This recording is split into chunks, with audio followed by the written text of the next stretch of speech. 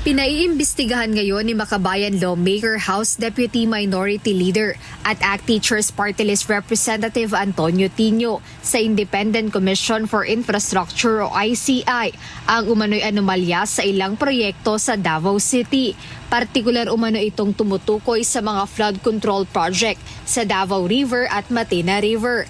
Ayon sa mambabatas, iba't ibang uri ng irregularidad ang kanilang nakita, kabilang na ang double funding at mga proyektong hindi tugma sa orihinal na inaprubahan sa budget. Dagdag pa ni Representative Tino, may ilan ding hindi pa tapos hanggang ngayon kahit natapos na dapat ang mga ito base sa kontrata.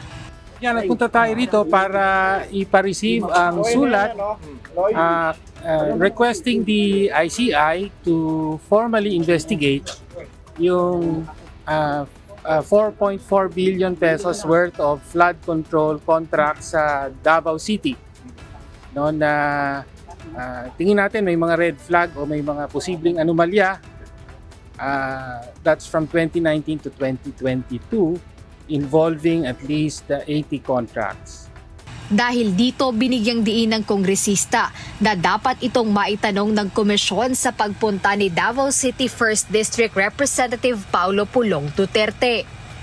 Well, dahil lahat or halos lahat ng mga proyekto ay nasa 1st District at dun sa 80, mahigit kumulang kalahati ay mga congressional insertions. Ibig sabihin wala sa NEP pero naipasok sa GAA. So, kailangan kasama sa investigasyon yung role ng kongresista sa distritong yon. And at that time, that was Representative Pulong Duterte. Kasama si Congressman Duterte sa listahan ng mga inaasahang haharap sa pagdinig ng independent body ngayong linggo. Kaugnay nito, wala pang inilalabas na detalye ang ICI kung anong araw idaraos ang nasabing pagdinig at kung humiling ba ang nasabing mambabatas ng isang executive session.